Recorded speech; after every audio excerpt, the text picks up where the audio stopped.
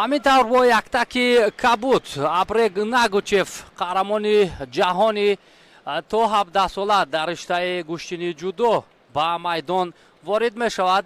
дар вазни 65 килограмм барои ба даст овардани нишони тилло. бар муқобили ин паҳлавони Федератсияи Русия Муллораҷаб Халифаев, яке аз паҳлавонони муваффақи мо, мубориза мебарад.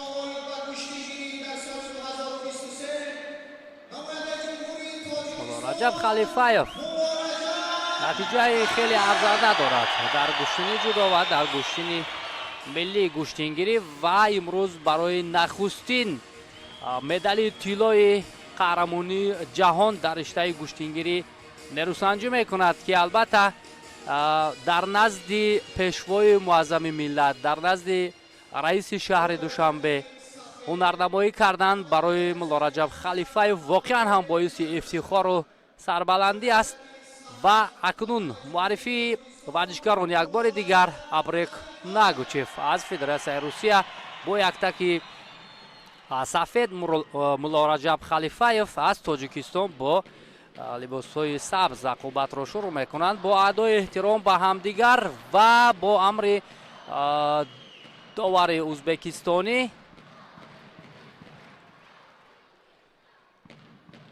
баъдан рақобат шурӯъ мешавад. инҷо як лаҳза таваққуф ба хотири дуруст кардани ҳамон намолавҳа. ҳама чӣ омода аст. Муллораҷаб Халифаев имрӯз ҳунари арзандаи худро ба таври олӣ нишон дод.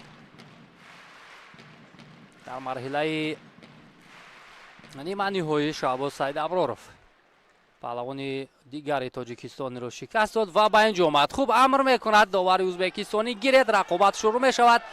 Муллораҷаб Халифаев нахустин шуда, чун мебинем аз остин медорад ва аз боло доштан хеле мувофиқ аст барои Муллораҷаб Халифаев. ҷиҳати партов кардан имконият пайдо мешавад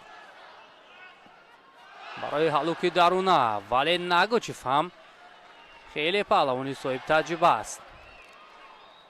Фарух Собиров ишора мекунад, тавсия медиҳад ба Муллораҷаб Халифаев ки чӣ гуна бояд рафти қувозмоиро ба инобат гирад ва ин ҷо имтиёзи бадан бар паҳлавони мо дода мешавад. хеле амалкарди хуб буд аз ҷониби Муллораҷаб Халифаев, вале каме суръат нарасид, вагарна ин ҷо имтиёзи паҳлӯ ҳам гирифтан мумкин буд.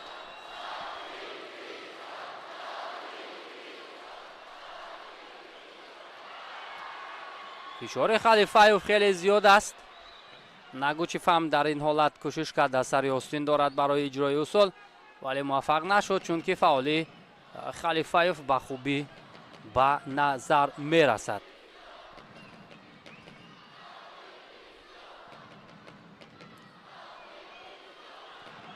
ва пойизани дигар аз ҷониби Халифаев.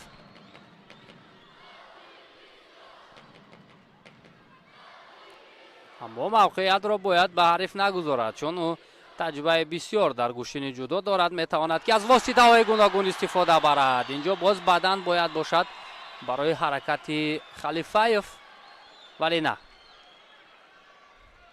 ин равандро довар ба хубӣ мушоҳида мекард ва баҳогузорӣ ҳам накард ба ин амалкарди Халифаев. ба ҳар ҳол як бадан ин пешсафи паҳлавони моро нишон медиҳад, вале то ба анҷом расидани вақти асосӣ фурсат ҳаст барои тағйир додани натиҷа. Халифаев аз боло медорад. ин имконияти хубест ва камфаъол аст Нагучев.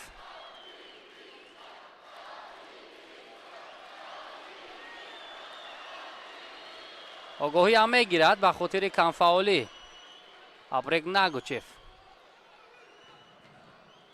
мо қаблан ҳам ишора карда будем, дӯстони азиз, ки бисёр ҳам боиси ифтихор аст ки дар 4 вазне ки имрӯз доир шуданд, дар 4 вазн намояндагони Тоҷикистон барои медалҳои тилло мубориза мебаранд.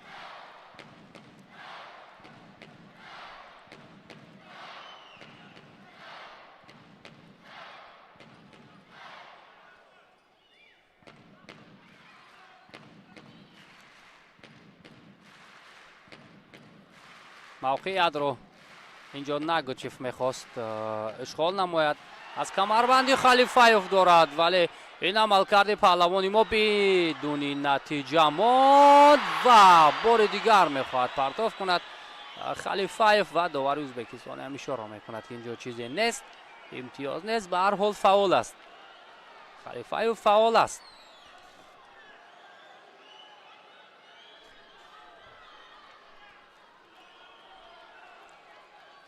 чӣ ҷои ифтихор аст, воқеан ҷои ифтихор аст. инҷо танбеҳ ба паҳлавони Федератсияи Русия Нагучев дода мешавад.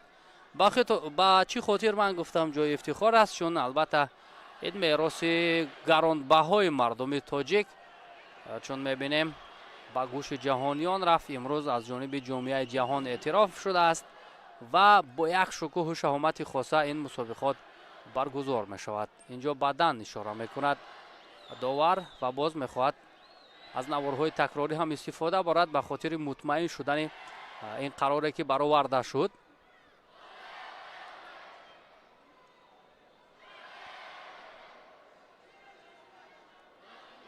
ҳаракати Нагучев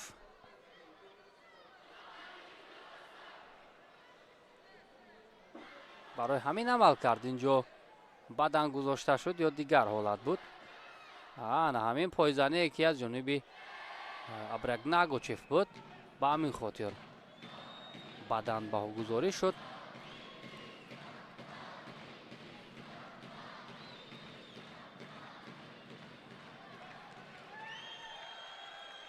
бибинем ҳама нишаст ҷойҳои толор пур аст ва акнун қарор бароварда шуд.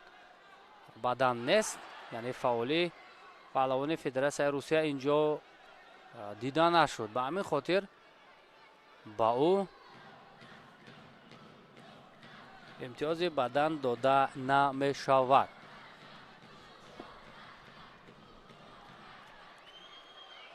аз зидди ҳамларо инҷо хеле хуб истифода мекунад Муллораҷаб Халифаев, аммо довар ишора мекунад ки чизе нест, имтиёз нест ва бисёрам албатта сарвари давлат хушҳол аст. ин рақобатро тамошо мекунад.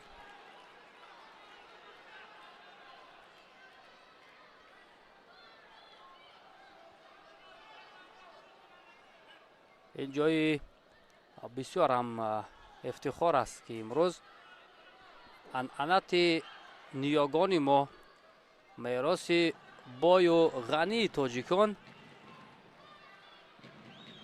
ба ҷаҳониён муаррифӣ шуд ва имрӯз бештар аз 60 кишвари ҷаҳон ба Тоҷикистон омаданд то дар намуди аҷдодии мо нерӯсанҷӣ кунанд, ҳунарнамоӣ кунанд.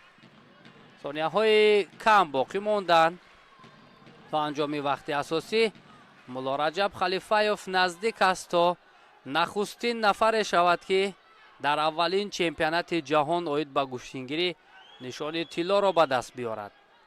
хеле наздик аст. Нагучев ҳам хаста гардидааст.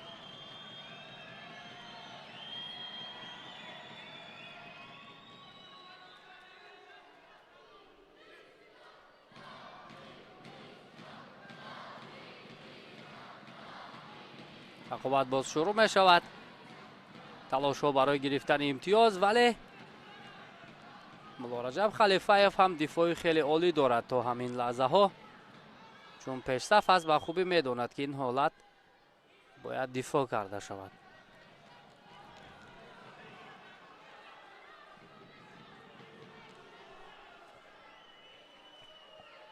ҳамин яктаки гӯштингирӣ ки бо тарзу услуби бисёр ҳам хубу тоҷикона пешниҳод гардидааст,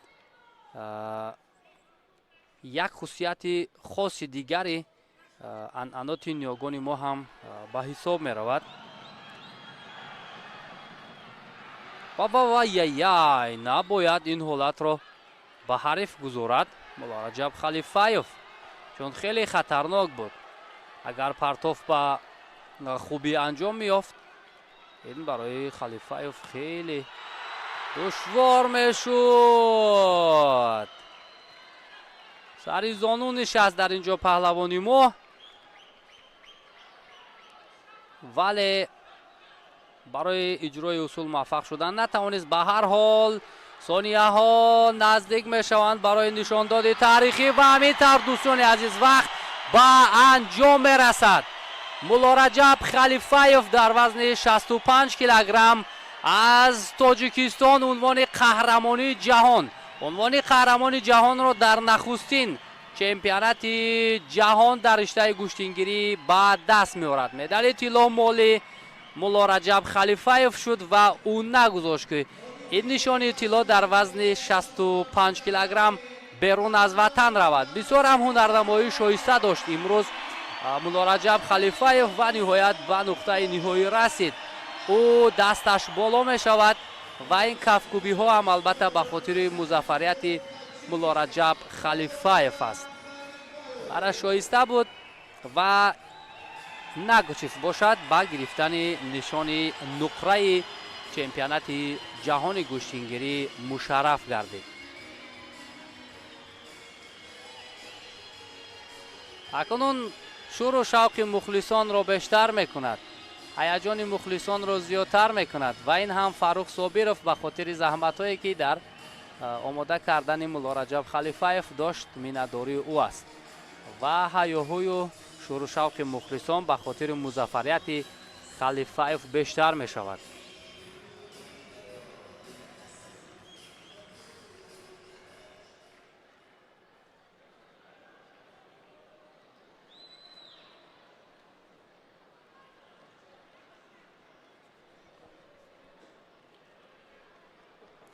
таваҷҷӯҳ мекунем ба он амалкарде ки барои мулло Раҷаб Халифаев пирӯзӣ овард.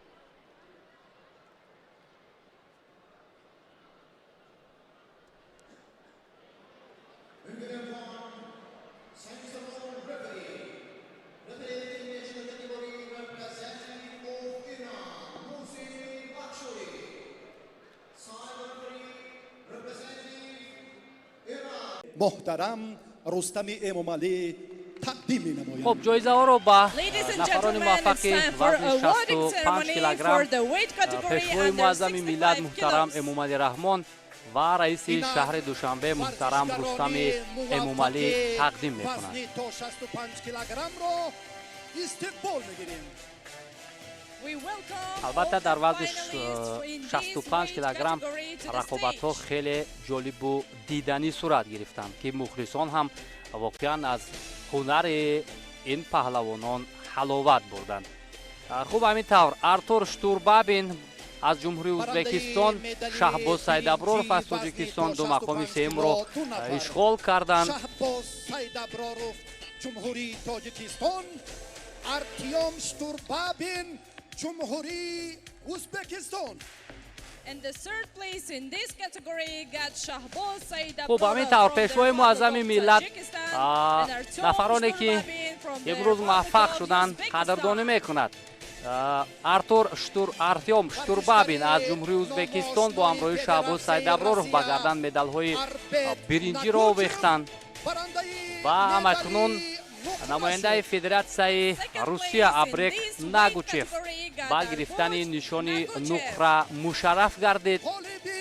қаҳрамони ҷаҳон дар нахустин чемпионати ҷаҳони гӯштингирӣ дар соли 2024 паҳлавони тоҷикистонӣ Мулло Раҷаб Халифаев мегардад ва ҳамакнун аз дасти сарвари давлат ин медали хушрангро мегирад ва таҳният мегӯяд албатта пешвои муаззами миллат ба ин паҳлавони мо. ин албатта аз ҳама лаҳзаҳои таърихӣ, аз ҳама лаҳзаҳои муҳим барои Мулло Раҷаб Халифаев аст ки тӯҳфаи олиро албатта аз дасти сарвари давлат мегирад ва ин ҳам барои ҳар як паҳлавон орзу аст. گزینه سیوم مدال نقره و همچنین و قهرمانی раиси шаҳри душанбе муҳтарам Рустами Эмомалӣ ин рамзи нахустин чемпионати ҷаҳон ки баври барфӣ аст ва ҳамзамон $5000 ба нафароне ки мақоми сеюмро гирифтанд тақдим мекунад.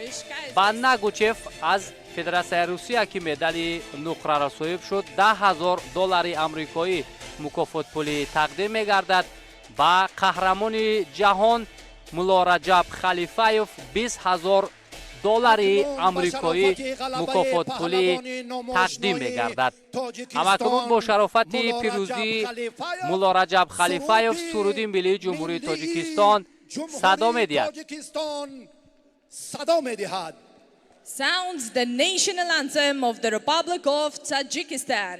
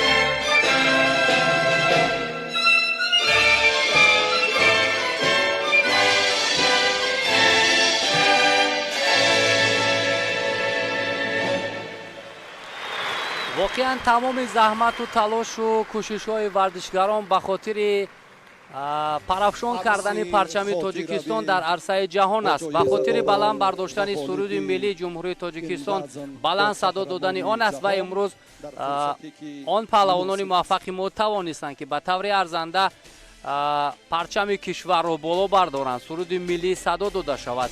ин муваффақияти бузургро албатта дар назди роҳбари давлат нишон диҳанд ва албатта ки дастгириҳои ҳамешагӣ ҳукумати ҷумҳурии Тоҷикистон хосатан пешвои муаззами миллат муҳтарам Эмомалӣ Раҳмон дар самти варзиш хеле ва хеле зиёд аст ва он суханҳои рӯҳбаландонае ки сарвари давлат муҳтарам Эмомалӣ Раҳмон ба варзишгарон борҳо иброз доштанд ки ҳангоми мусобиқаҳои сатҳи бонуфуз шумо танҳо нестед.